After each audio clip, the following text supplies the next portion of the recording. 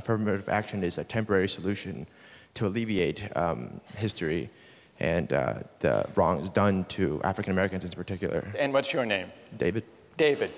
You say that affirmative action is justified, at least for now, as a way of compensating for past injustice, the legacy of slavery and segregation. Right. Who wants to take on that argument? We need now a critic of affirmative action. Yes, go ahead.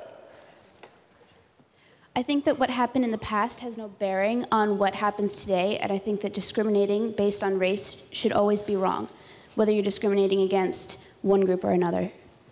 Just because our ancestors did something doesn't mean that that should have any effect on what happens with us today. All right, good. I'm sorry, your name is? Kate. Kate. All right, who has an answer for Kate? Yes. I just wanted to comment and say that... Tell us your name. My name is Mansour.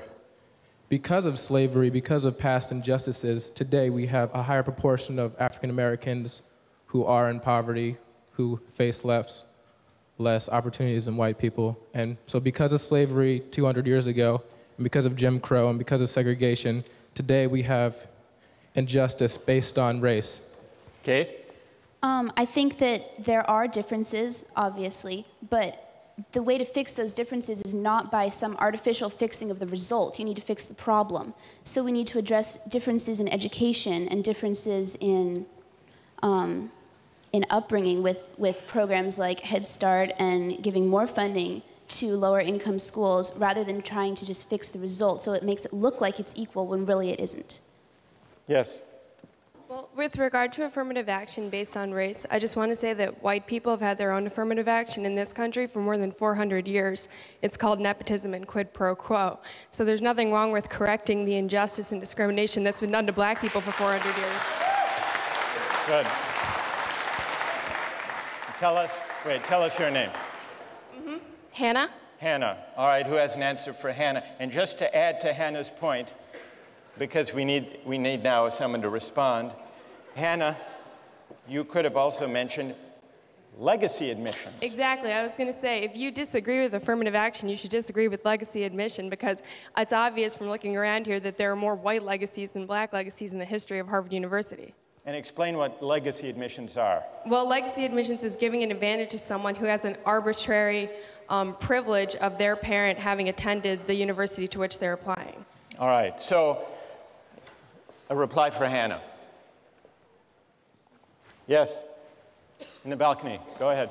First of all, if affirmative action is making up for past injustice, how do you explain minorities that were not historically discriminated against in the United States who get these advantages?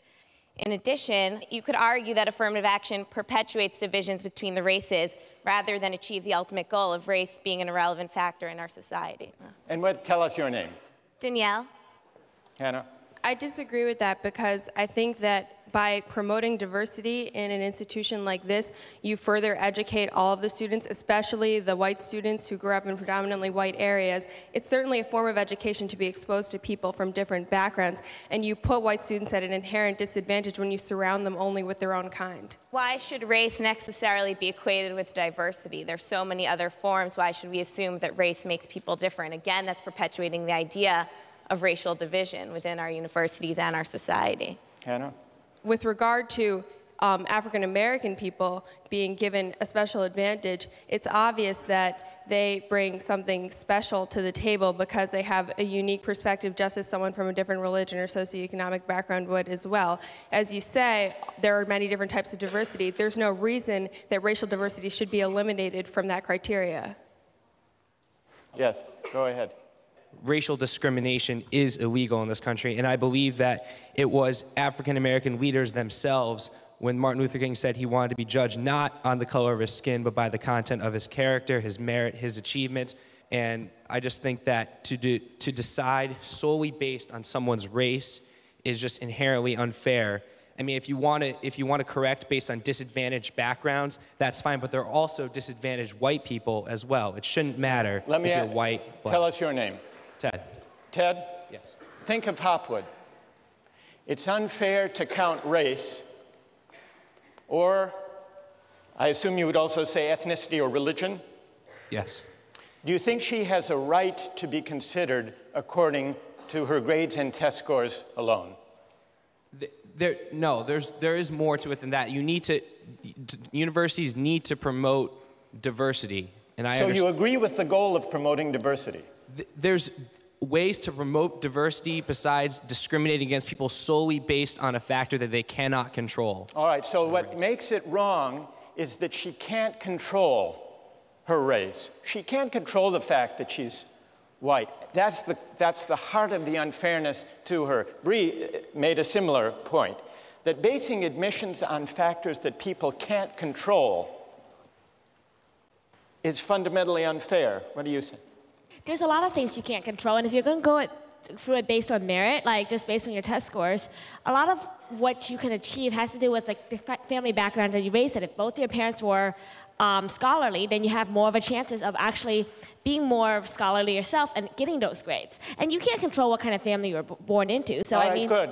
That's a great rejoinder. What's your name? Da. Da.